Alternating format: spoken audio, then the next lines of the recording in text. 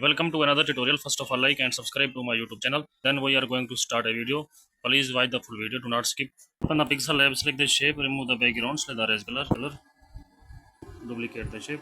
Then select the shape, change the color, select the erase color, to by color white, select the 3D shape, extrusion, change the color of shape, adjust the color, select the text, edit, select animal.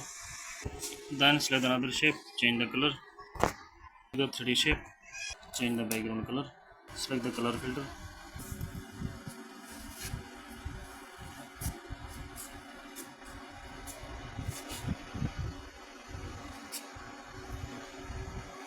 Please like the video and subscribe the channel.